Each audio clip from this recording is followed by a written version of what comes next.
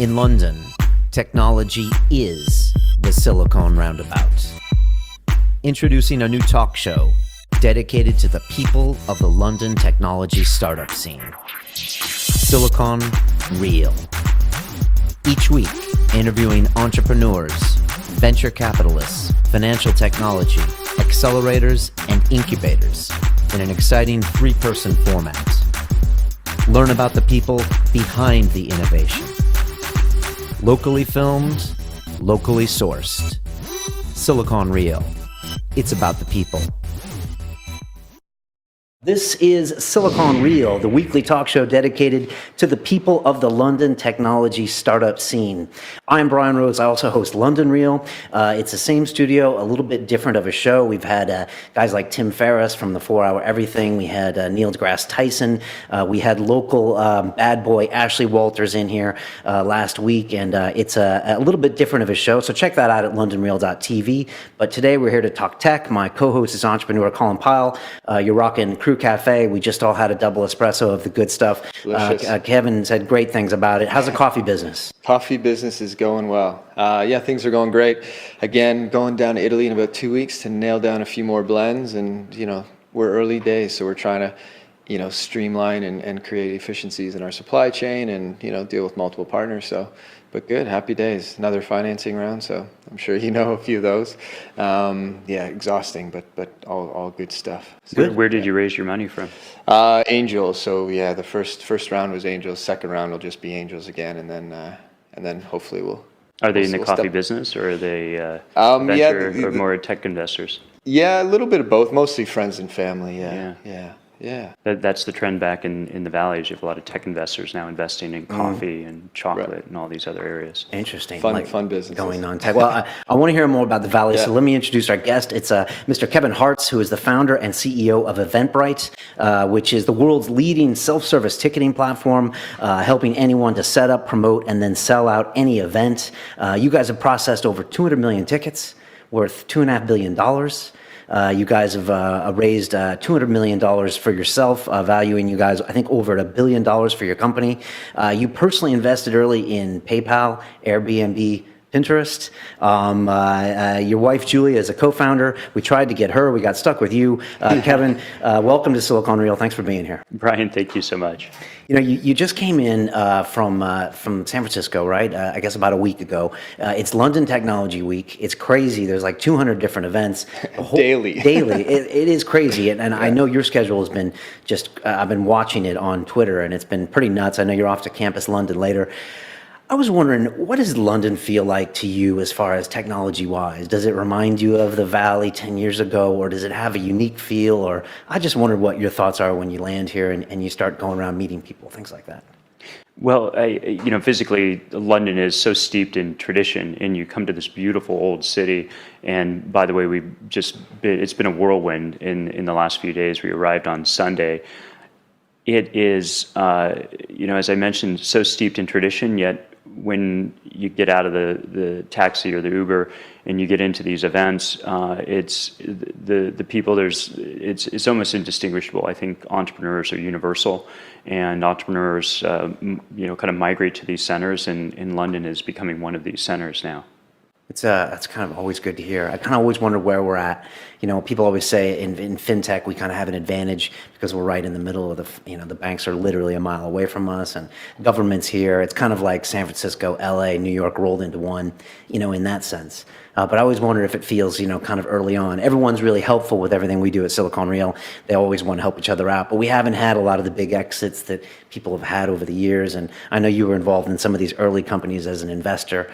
And I was just wondering if it feels kind of like it's still kind of a secret that's moving up, or do you think it's maturing really fast here in London? Do you guys think about London when you're in San Francisco? Is it kind of what's going on in Europe? Well, we think about London from a business perspective, from an Eventbrite perspective, because it's our third biggest city in the world from a matter of sales, and that's pretty incredible for a small company out in San Francisco, for Eventbrite to have that global nature to us. And we actually set up an office. We have a team out here in London and have been building that team.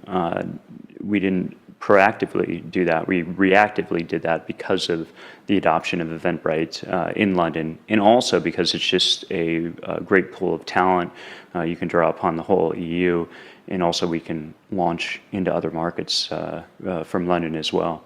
I've got it on my phone. I've used Eventbrite like without it's knowing awesome. it, because a lot of events had it and they had the tickets, and so that's always a good sign when our guests, when my app is already on my phone before they get here. For people that don't know the story of Eventbrite, can you just walk us through kind of when it happened and how it happened? Your wife is kind of a co-founder, which I don't know if that happens a lot in San Francisco or anywhere else, but tell us about Eventbrite. Well, we started in earnest in 2006, and there are three co-founders: myself, Julia, who also happens to be my wife, and Renaud Visage, who spends a lot of his time here in London. We basically broke all the startup rules, and in the sense that at the time, Julia and I were engaged to be married, and it's fairly insane to go into a business venture with your fiance, soon-to-be wife. And Renaud was, while he was a software engineer out in the Valley during the first dot-com bubble, he worked for a photo sharing site that was funded by Kleiner Perkins. That's how I first came in contact with him. He was spending most of his time in Paris, so we had a CTO that was based remotely for most of the year. So from a startup perspective, the three of us had kind of all the odds against us. And is Silicon Valley littered with couples that have started companies up and then it went wrong? And I mean, it must be hard to keep founders even on the same page normally, but is that usually a recipe for disaster? Well, couples, it can work brilliantly. It doesn't work most of the cases. And, what we had always in mind is that we didn't want to destroy a relationship. We are spending the rest of our lives together. And at the time we were starting Eventbrite, we were really thinking that, the worst thing we want to do is end up in some kind of conflict that destroys the relationship. So we always had this plan A or plan B, that one of us would step out of it if there was too much conflict. What happened is that there was just this serendipity, there was just a balance, a complementary nature that you find in founding partners that just worked very well. We divided and conquer is a term we often use, where we just don't overlap much in expertise, and she focuses in certain areas and I focus in others. And that is really the recipe for all great founding teams, or for founders, is to have that complementary expertise. And you started just organizing local events in Silicon Valley. I mean, it was started off as kind of just a free service. Was that genesis? Yeah, we launched as a very basic service that was based on PayPal only. PayPal really helped us get off the ground, a lot like you see Stripe today, the Irish brothers. We didn't spend our time rebuilding a payment system. We built a very basic system, but we really thought about low friction, is how can anybody sign up, publish an event, and start selling tickets in a matter of minutes. And in 2006, that was fairly unique. And we started it, we kind of hard started it by really speaking to our friends and colleagues in the industry and watching them and seeing how they use the product. So we built something that was scalable, but it had a really human element, in the sense that we were watching, helping, learning from them in the process. And when did it start expanding to other cities, or started becoming paid for? When did you kind of see that kind of light? Well, it's one of those classic tales where we had focused on tech conferences because it's what we knew, and they were great early adopters, and other tech conferences, mainly, blogs were exploding at the time and diversifying their businesses by starting to hold live events. And so other conferences started to pick the service up. So TechCrunch was one of our first, and many other blogs and conferences followed after that. And that's an initial vector of growth. But also at the time, we like to look at building business in terms of, what vectors do you grow off? What kind of drafts, tailwinds can you use to grow? And at the time, it was SEO. Google was really gaining prominence, and you were seeing a lot of companies grow through great organic search. And Yelp was an inspiration to us, what Jeremy Stoppelman had built in terms of indexing local businesses and seeing a lot of traffic coming from that way. And what started to happen after we kind of primed the pump and spent a lot of hard work watching the customer, working with the customer, getting this flywheel going, is that we saw Google search picking up this really interesting local content that started out as tech conferences, but then were classes on photography or dance or bands playing in small clubs and these sorts of things. And was there a point where you felt it turning or tipping, or you were like, okay, this is kind of growing on its own? Maybe I'm paranoid, but I always felt like we've always had to just be pushing and pushing and pushing. I don't think we ever, one may look back and, we're really proud of what we accomplished, but I think we've always been pushing the business. I think we've taken advantage of a lot of beneficial tailwinds, as we say, whether it was SEO, and then the social revolution happened, and all of a sudden we saw traffic coming from Facebook and more deeply integrated in Facebook, and people started sharing events, and that was a great vector. We we made free events. If you were holding an event that didn't cost anything, you can use our service at no cost. You've got this full-featured platform, and today 2/3 of our events are free events, and tens of millions of people attend free events each year on Eventbrite, and they learn about Eventbrite, and they turn into paid sellers themselves, or many do. And so these natural drivers of growth, these virtuous cycles, all really helped kind of sweep us up. And I still always feel it's a good battle every day, and we're only as good as kind of the next adventure ahead of us. We probably should look back more and enjoy ourselves, but I think we're looking forward and really enjoying the challenges ahead. Just out of curiosity, what was the spark or the idea for Eventbrite? Was it a pain that you had where, I'm tired of buying these tickets, or, you know what I mean? It's just that this all could be digital. When did that happen, and maybe who had the idea? Yeah, that's a great question. It was really around, it feels like ticketing, and I use ticketing as a general term. I think that we connotate ticketing with the O2 Arena, Royal Albert Hall, the World Cup, but it's really something much broader. It's any type of live experience. And we saw this, we think it is this last bastion of e-commerce, this completely untapped area where people were putting up flyers or sending out emails or trying to promote the so-called long tail of events. We saw this massive opportunity to be that solution. And really the heart of the vision is around live experiences, is that we love the notion of people gathering. It's inherent to who we are.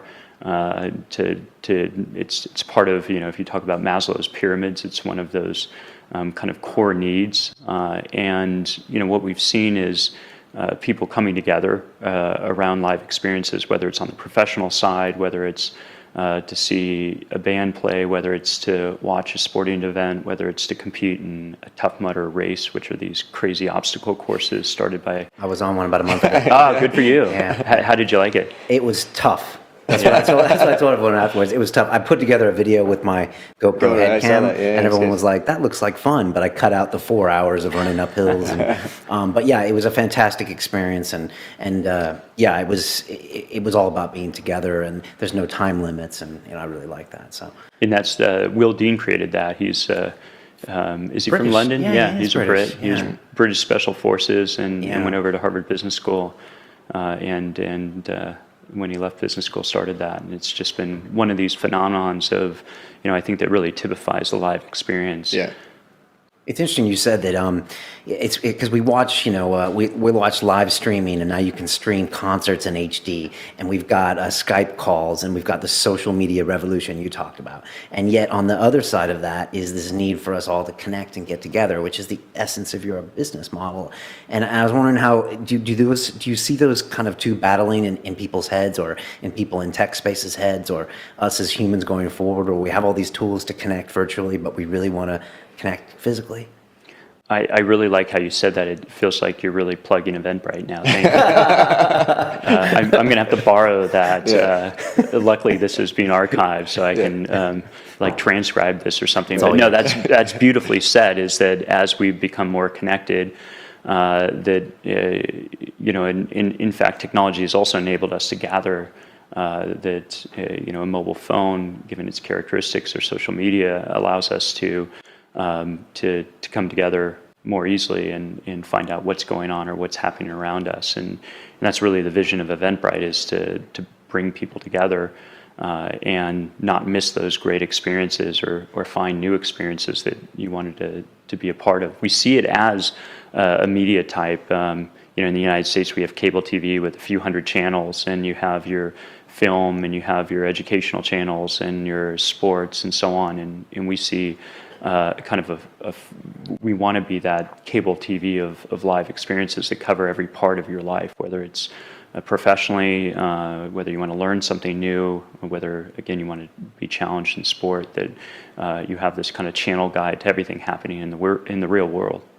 Yeah, so you look at it almost as a media platform. Yes, exactly. It's interesting how you look at things differently. It seems to be all the success stories out of, in technology, are people that just look at things differently. And people talk about this recent Uber valuation, and they say it's because the president is not thinking about this as a taxi company. He's thinking about it as a logistics solution. Right. And it's interesting, you talk about this being like almost a media vertical, getting together with people, whether it be for events or teaching or learning or something like that. Well, it's one of the oldest media verticals around. The Greek plays. Right. So we've gathered since almost the beginning of time, and it's time to really formalize that more, and that's really our mission. And so when we think about that, we think about, I guess there's Nielsen ratings or net ratings. If you have Nielsen ratings in the United States, but it's how much time you spend watching television or these different things. And we foresee a future where you have that share of time that is spent in these live experiences that's much more formalized. And today there's little bits and pieces of that. You go see a band, you run in a race, but we really want to understand and define that more and provide more variety to consumers, because that's really what kind of defines us as human beings, that we can gather and connect and discover and learn and all these great things. I think as a species, we're getting more and more frustrated because we think we've solved all of these things where you used to have to get together and go see a band live. And now you can watch the music video at home. You can watch a DVD when you get home from work and relax. Or you can do all these things where you communicate via Skype. And I talked to my dad, but I haven't seen him for 4 years, but I Skyped him last week. And I think we're ultimately, they're building this kind of human frustration because we're not getting out there. Like the Tough Mudder was probably one of the greatest things I'll do all year.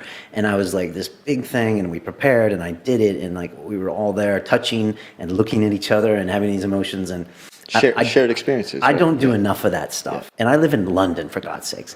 So I don't know. I don't know why that is. Yeah, I really sort of push against it, because even just running a business, you talk about the start of Eventbrite, which is kind of, ironic that here's this company that's bringing people together, but yet it was started with your CTO, not in the same location. And for me, starting businesses, if you've ever spent a month with, a developer not next to you or a designer not next to you, it can be hugely frustrating. And you think, until virtual reality, where you can kind of sit in a virtual room with someone and actually work together, I don't think Skype is, it's a great service. Don't get me wrong, I love it, but we're seeing those challenges today as we expand and try to communicate or trying to maintain that communication with our London office. We've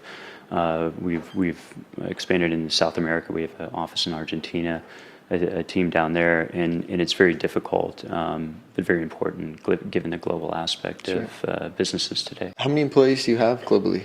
We have 373.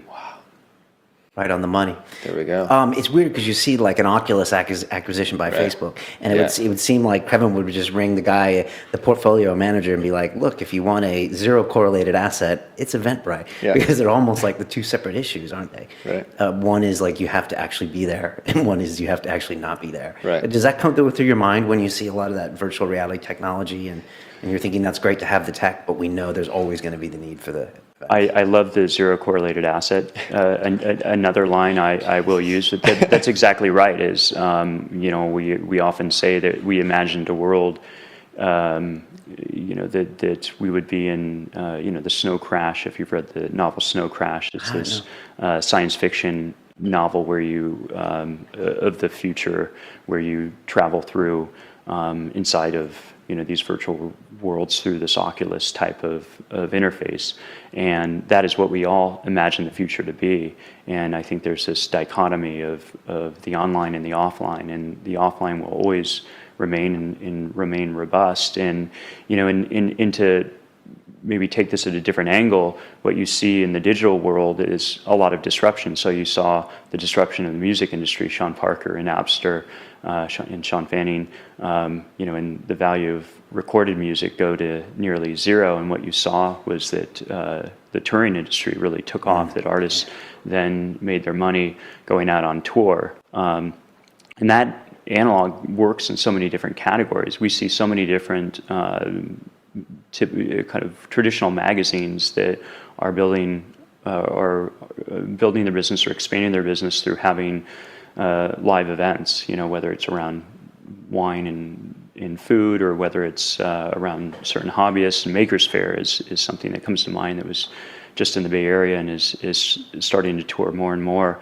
But Makers Faire started from, it was really a publication, and now the Makers Faire themselves are these wonderful festivals that celebrate coming together and creating. Do you have people like the traditional ticket people? Are they now becoming on your radar, or are you going on their radar as you get bigger and bigger? The ticket masters and the StubHubs and the people that have, I wouldn't say they're the music industry of the past. I didn't say that. But is that something that you have to consider now as you get bigger and bigger, that you're ultimately competing with these guys, or is that now obvious to them?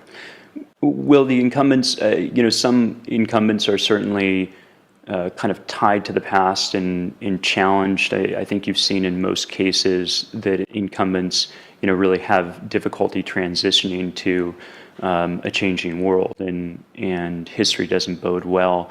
The previous company I co-founded, a company called Zoom, is a money transfer business, and Zoom went public last year. I'm can't claim I'm no longer operating that business. I'm running Eventbrite full time, but I remain on the board and have watched that business grow over 10 years to really put a dent in Western Union. And Western Union is one of these offline brands that's having this real challenge moving online because it's disrupting its own channel, how it does business. But I don't even need to use Western Union as an example of disruption in progress. We can look at Blockbuster, we can look at Barnes & Noble and so on. And so those companies aren't necessarily ones you're targeting, but you're going after a similar market. Well, our approach has been to, our vision is to encompass every live experience, and we aspire to be in that market, and we do serve a lot of music clients in a number of festivals. And however, it's a more competitive market, and what that means is that we always say instead of kind of banging our heads against the wall and trying to break into the ultra competitive markets, what we're doing is we're expanding into all these different categories that range, again, from politics to classes to conferences to all these different geographies. Our growth in Europe, our growth in Latin America. We still need to make a push into Asia. We're just scratching the surface there. So we always say follow the path of least resistance, and I think that is a lesson for startups Disruption doesn't mean to take an incumbent head on, but there are many different paths to get there. 373 employees, 200 million raised. You started off with 3, now you're 373. If you have any advice to anyone who's kind of in a smaller level and is going to get to your level someday, what is the hardest part of running a company that big now? Is it communication? Like, you might have a vision, you don't look in the rearview mirror, obviously. How do you keep the whole company kind of looking forward without overdriving them? It's really all in the Soylent Green punchline. It's the people. Or is that? Do you get that reference? There's some film. Right. That's what it was made of. Yes. It was made of people. Yes. Okay. Right. But it is all about the people. I'm testing that. It's probably not a good line to use in the future. Because they were eating themselves. That's Yes. our tagline on the Silicon Rail. It's about the people. So not in that way. It's about eating the people. We're cannibalistic. Well, there you go. Your tagline is more apropos. It's you build a great company. I think that it is critically important to focus around the product in building a great product and making your customers happy. But it's critically important, as important, to focus around the team you build. And so finding those right people for those right positions really is the key aspect to scaling. In the early days, and what most of the listeners coming from the startup side, when you're 3 or 5 or 10 people, it's you're working on everything. You're driving very hard. You're moving the business yourself. But as you scale, that's all really done by finding the talent that can actually do things better than you, that are more sharpened in certain areas, that can complement you, that can really help you scale. And that was the key to our growth at Eventbrite, was finding where our weak points are and finding great people to fill those roles. And that's the key to it. In the early days, it's most critically important to have it's that founding team. Do you have the right chemistry amongst the founding team? That Julia, Renaud, and I we're lucky that we'd come together and things worked, making sure that there's complementary expertise, that there's good chemistry and in balance, that there's great trust, and that you can divide and conquer in your own way, and that you can each go out there and have an impact. I like building startups in more of a bootstrapping fashion. I'm not a fan of going out and raising a lot of money initially. I like to prove a market, and especially with the market and with the kind of world, the way it's evolved, that you have so much open source software available, you have so many resources available to help get a company started and into orbit without a lot of capital. That's really kind of the test, is you should be able to get a product live, get customers, even perhaps get to revenue, and each one of those steps reduces the risk to business success. Is it hard to find talent in San Francisco when you're like, I need to hire 10 people? I don't know what the job market's like. Is it nearly impossible? And if you can find people, is it about the money? Is it about the stock options? Or is it about the vision? The slides in the offices. Yeah. It's very challenging in San Francisco, and we often use the analogy of customer acquisition on the marketing side, that you need to find unique channels to discover great people, that you can't use the typical channels. The kind of great example is that people used to just find an engineer on Craigslist or post to Craigslist. Right. That's played out. That's arbitrage is gone. So how do you reach out and find talent around the world, or pull from universities, or acqui-hires, or how do you go about approaching finding great talent? Retaining great talent is as important as finding customers and making those customers happy.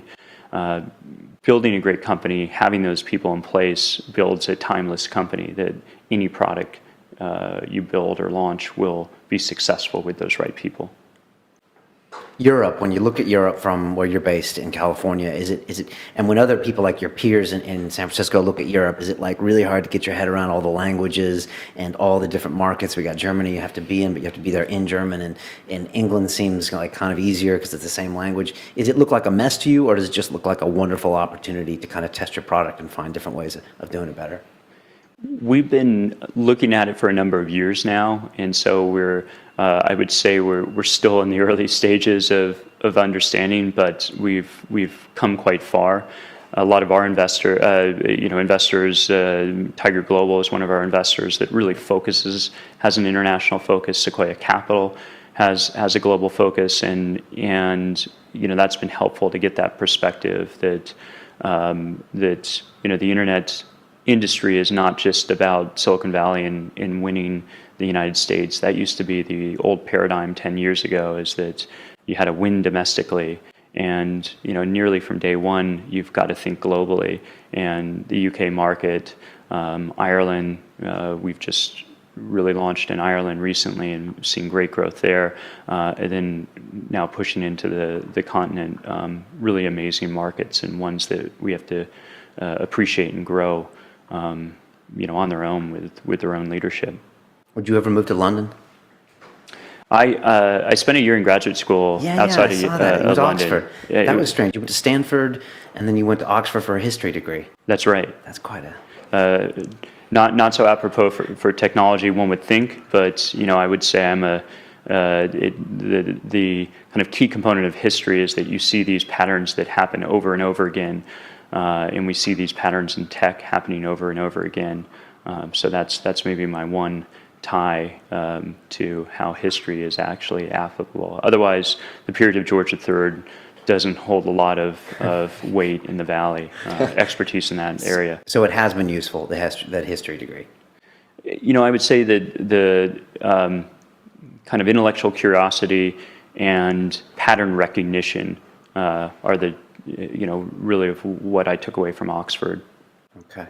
Speaking of history, I mean, we've seen, big bull markets in tech, and we've seen them recede, whatever you want to call those things. We've seen, a recent very bull market. We've seen these Uber valuations, which are very impressive or crazy, whatever you want to call it, raising 9 figures for Uber at $17 billion valuations. Do you see patterns here? I mean, you've been in the Valley for a while. You probably saw the 2001, 2002, and you've seen it again. Does this feel different? Does it feel like a slower growth, a sustainable growth, or do you still say I can pick 2 out of these 10 companies, they're not going to be here in 5 years? Well, I think you answered the question. There are these really clear patterns that happen. We saw it in 2000. We see these pendulum shifts, and you describe it as the pendulum of capitalism never stays still in the middle. It's either boom, it swings out one direction, or bust and swings the other. We're a little bit out on the boom side, but you can never really tell how far it goes or how long it lasts. We're in there seems to be a fair amount of health. I mean, despite we're seeing some big valuations and so on, but you're also seeing some remarkable numbers and some remarkable economics out of these companies that I'm not going to say this is different from last time. As soon as that's the most dangerous line I've ever heard. Right. We heard that in 2008. We're hearing it now, and usually as soon as you start to hear people saying it's different this time, it means the end is near. But what's wonderful is that there is a greater capital efficiency to the businesses being built. I love studying and really looking at these marketplace businesses. Uber, Airbnb, Eventbrite is a marketplace of buyers and sellers, attendees and organizers. Our center of gravity has been really focused around the organizers, and where we're shifting and spending our focus now is around the attendees and consumers, and filling that vision of finding great things to do.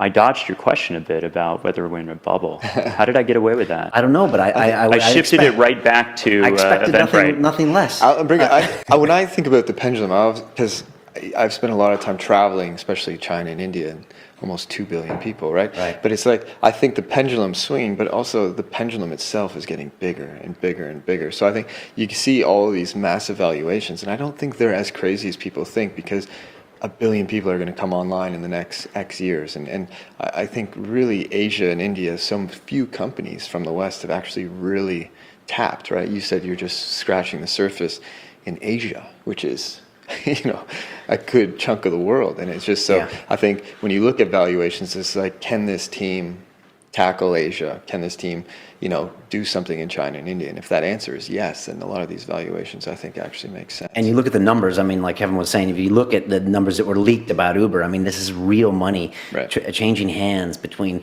that. It's like diversified revenue streams in cities all around the world between all these different users. Same with Airbnb. I'm guessing the same with Eventbrite. So it's like, it's hard to necessarily ignore these kind of numbers. Were you alluding to that?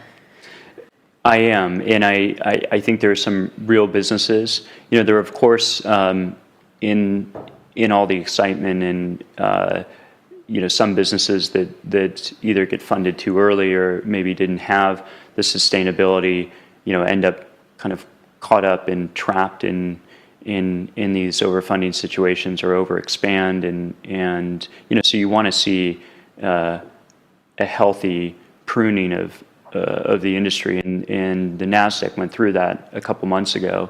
There are a number of companies that really lost a tremendous amount of their value. But the best companies, we know over time there tends to be this consolidation, and the few winners in each, and usually one winner in each category exists, and it looks like that'll be the Uber. In that space, the Airbnb. I'm of course biased here, but that's how markets operate. Right. So it's good to see a bit of that coming off and pruning, that kind of thing. Yes. Is it true you have a Pets.com stuffed animal in your office? Wow, that's exactly right. I do, and that's the reminder. That's thou art mortal, is not to get too overconfident. And I look at that Pets.com sock puppet, which became the kind of what do you call it, the metaphor for the craziness of the late 90s. Were you involved in that company at all, or you just keep it around? I wasn't. I had a office down the street, or actually I lived down the street from the Pets.com office, and always, that was like the sign of the times there. But I keep that sock puppet on my desk to remind me that not to get too ahead of ourselves, not to get too overconfident, to really think about building a great business. Apparently, your wife has tried to throw it away a few times, and you won't let her. Absolutely not. I remember that mania. I was in '99 at a .com startup. It was an e-commerce one, and I remember the different iterations of Pets.com. There were 4 or 5 that were selling all those supplies, and I guess it is the epitome of that bubble. The question at that time for that industry of pet e-commerce companies was whether you ship dog food or not, because dog food was so, the shipping costs, that was the great question. And then of course Amazon, I think, has solved that in one way or another. Right. Do you watch the television show Silicon Valley, and is it accurate? I have not seen it yet. Okay, I'm a little obsessed with it. Yes, seen it either I yet. really want to see it. Okay. There's so much buzz around it, and I've not gotten around. I think has HBO released it to iTunes yet? I should know that because I watched it legally. So I don't know. There's been 8 shows in the series. I'm not sure if they have released it. I was pretty impressed. Is it on Netflix or no? I don't know. No, It's not on Probably Netflix. not It's yet. HBO and Netflix Yeah, are they don't like warring, each other. and we're not HBO subscribers. So I have to find it digitally, and if it's not available digitally, Yeah, why would you? I can't see it. I'm always just trying to get a feel for what what San Francisco's like, and what the feeling is there, and whether it is madness and mania around the tech, or is I know there's been a lot of criticism as far as the normal everyday person in San Francisco versus the tech kind of person. Does it feel like a 2-class system? People used to say in New York City in the 90s, where I lived, that if you weren't in banking, you were a second-class citizen, and they were probably right. I was in banking at the time, but is that the case in San Francisco? Is it that much of a divide, or is it overblown? Well, it's really a renaissance period in San Francisco, and we hope that the rising tide raises all boats, and that you see this flourishing businesses, that are part of the ecosystem of tech, growing, all the different retailers, the different service providers, the city, the real estate, the city is undergoing this wonderful renaissance. However, to the flip side of it, it's not a simple equation. The rents are astronomical. There is a fair amount of unhealthy materialism, in my opinion, and I think that the Valley does need to think about the other side of the equation, and that's the simple fact of it. In any of these great periods of prosperity, these type of divisions occur, and we're right in the midst of trying to contend with it. And what you see are these issues or powder kegs arise around attacking buses and things like that. What have you seen in London this week that impresses you? Has there been any kind of sector or companies or anything that you're like, it's interesting to see what these people are doing? Because in a weird way, you kind of put these people in a different time zone, 8 time zones away, and they're obviously going to come up with slightly different things than people in New York or San Francisco. I was wondering if anything kind of stuck in your mind.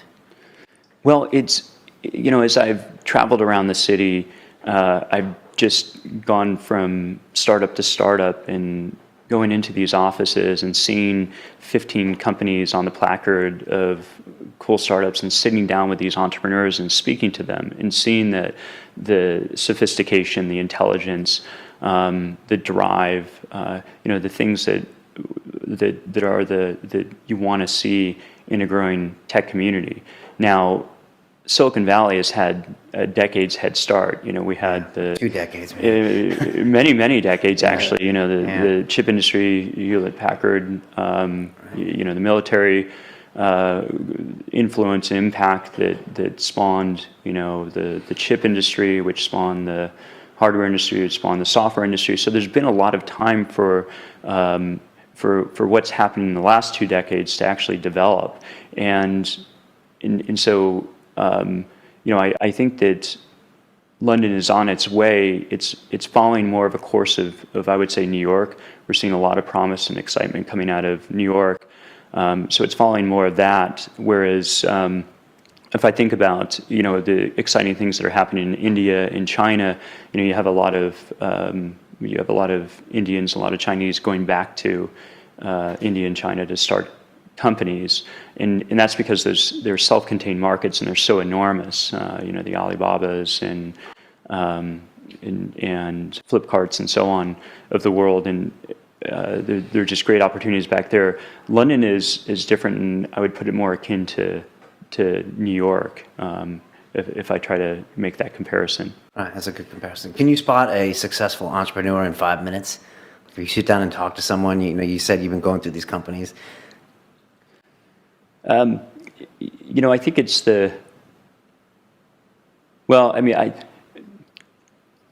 sometimes I guess that's my cop out, and I think just I bet enough. You can.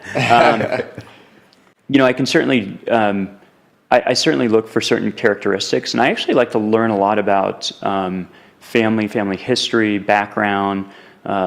I like to hear the obstacles that entrepreneurs have overcome, and so I almost run a psychological profile on entrepreneurs to say what is their true motivation, what was their, how were they influenced by their family and their parents. As it really tells me a lot about an entrepreneur and their true motivations. But I've certainly made my fair share of mistakes. I think that, you mentioned all those great companies that I had the good fortune to be involved in, but I think a great investor is just somebody that's managed to push aside or convince everyone to forget about all the disasters he or she has been involved in.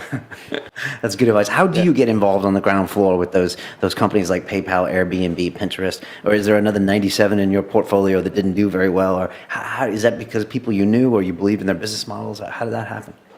Well, it was a fledgling time in the Valley that I was really out there, and again, see that in London today is that it was a special movement that was happening, and there weren't 15 or 20 Airbnbs. There was just one. There weren't 15 or 20 Trulias. There was one PayPal, and it was a relatively small network. And I was an entrepreneur. We were, and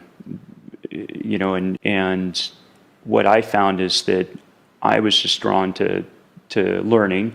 Part of really the context, or really the main thrust of Eventbrite, we value transparency, we value collaboration, and we value learning. And I could learn a lot of the early stages by spending time with these great entrepreneurs. And so they were investments that I was supposed to be advising and helping, but in fact I was gaining as much information the other way. And that's really what the core is of what it takes to build a collaborative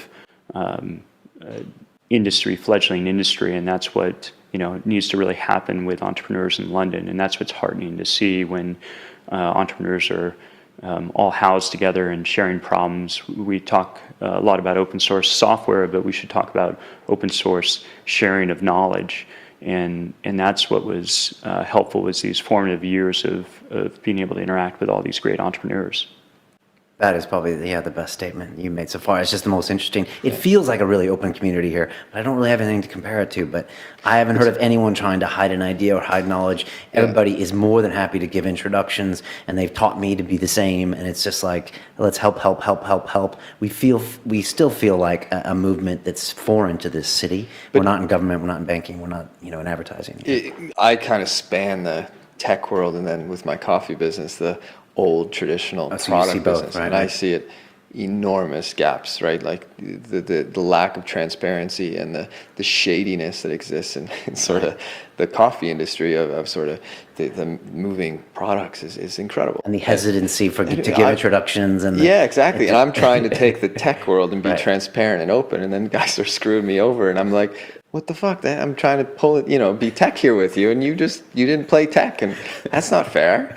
It occasionally happens in tech, but it's harder to do because, it's an open, transparent community, and you don't, if you act as a bad character, the reputation sticks with that entrepreneur for a long time. Right, and investors as well. Yeah, and it's not just the bad relationship you have with the person. It's like everyone sees your behavior, like a true monkey clan, and you get punished for it. Kevin, we always ask everyone here a few questions at the end. I want to ask you the same. If you could make a phone call to the 20-year-old Kevin Hartz and give that young man a bit of advice, what would you tell him to do? Well, my advice, to any 20-year-old or fledgling entrepreneur is to not listen to their parents. And what that means, I like to give my parents a hard time and tease them, so that's why I like to say that, for one. But secondly, the truth of it is that our parents, or the status quo, is not thinking about what the future looks like. One is thinking about what the past looked like, what success looked like in the past, and that was being an investment banker, or being a consultant, or taking a risk-averse route to so-called, success or happiness. And the reality is that you have to take extreme risk, and especially at an age of 20, it's a time to, take some risks, really try to make an impact on the world, and do something really incredible. And that's what we wake up every day. That's what motivates me is, and so thinking big, taking big risks, really going for it is that phone call to that 20-year-old. And that 20-year-old being you, were you taking those risks at that point? I think I was. I think I zigzagged a bit, and but no, I could have. I certainly could have been thinking bigger. Was certainly not on any track of a Mark Zuckerberg. I would call myself a late bloomer. having started my first company in my mid-late 20s. And when you were at Oxford, you weren't thinking, just going to get back to tech pretty soon here, or I'm going into tech. I was thinking graduate school, no more graduate school, or Doctorate. who knows what. Okay. On that same line, best advice you've ever received, business or personal, over the course of your career? Best advice I've ever received: surround yourself by great people. It's something often heard, but really just not compromising on the quality of the team that you're going to build around you, and at the same point, finding great mentors to get advice. If you're out there, startup here in London, it's hard to hire employees, or you may not have the capital to do it, but you can find great mentors and people to learn and get advice from. Excellent. Last bit of that, you mentioned to the 20-year-olds advice and things like that. If they do want to get into tech and they're not located in a major metropolitan area where they can maybe drop by for a drink about it, that kind of thing, what should they do? Should they try to build something? Is there any key thing that they can do if they want to get into the industry? Well, it's incredible, the body of knowledge available and resources available, such as this show, that anyone from around the world can listen in and gain hopefully some insights. Whether, and then it's also, you can learn to code online, you can take classes from MIT on computer science. So there's so much that can be done now, and, really listening, learning, and just making that jump. If there's always the opportunity to, in the 20s, to make a lot of mistakes, and if it's an interest and a passion, go for it.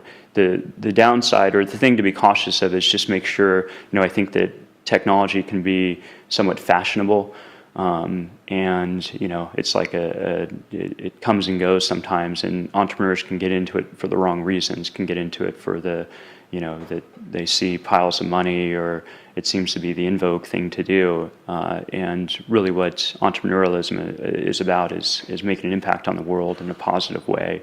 And, if you see that as your true north, and you're then follow it. Very well said. Good. Take Good. some risks. That's good advice for the 20-year-old. Good. I have one more question. You have such a unique background for payments. Do you know what I mean? I think, I want to hear your opinion on where are payments going. Is Bitcoin here to stay? Maybe shed some light on some of that stuff. Well, I'm biased again. I'm long in Bitcoin, and did get involved in payments early on as a spectator on the sidelines of watching PayPal grow and that great team do amazing things as that company was started, and then of course Zoom and now Eventbrite is very payments heavy. So looking very carefully at the world of payments, and certainly watching Bitcoin, I think that I think optionality is important. So by that I mean that I believe that Bitcoin has that opportunity to be the TCP/IP of money, meaning to be this new form of currency that becomes ubiquitous. But there's also a lot of risk to it, and so you don't want to necessarily put all your eggs in one basket. So that's the question is, and that's the question of the challenges Eventbrite every day is there are things that can disrupt or propel Eventbrite to the next level. Google search, organic search was one of those things that propelled us to the next level. Social and Facebook and Twitter was something that propelled us to the next level. The mobile revolution is now, and we have to decide, will Bitcoin be that, or will it end up being something forgotten of the past? And I'm long in Bitcoin, but I also can't.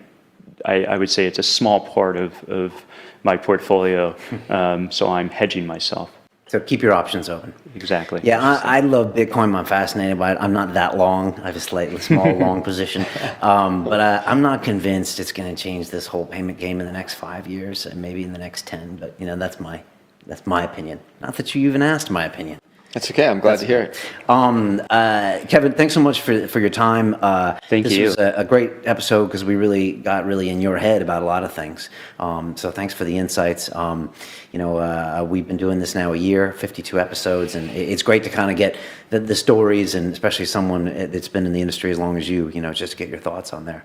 Well, really a pleasure. Thank you, Brian. Thank you, Colin. Yeah, thanks for making the stop on your busy week in London. Yeah, well, if you're listening to us on iTunes, you can watch us on YouTube. And as we say, it's a Silicon Reel. It's about the people. We're 1 year in. We're going to keep doing this. Thank you. Happy birthday to you too. And if you want to help or get involved, send us an email, hello@siliconreel.com. We got a couple people that are working for us, getting involved, meeting all sorts of great people. And we always want to hear your suggestions for guests. And there you go. Kevin, all the best in your journeys and with Eventbrite. Big fan of what you're doing. And take care of yourself. Thanks so much. Thanks.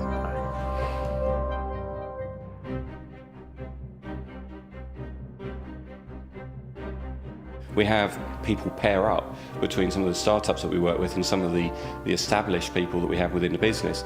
And it's about sharing best practice and mind share and all of that sort of stuff. And it really rubs off on them. It really rubs off on them in terms of some of the ideas that they can come back with and the different ways in which they approach challenges.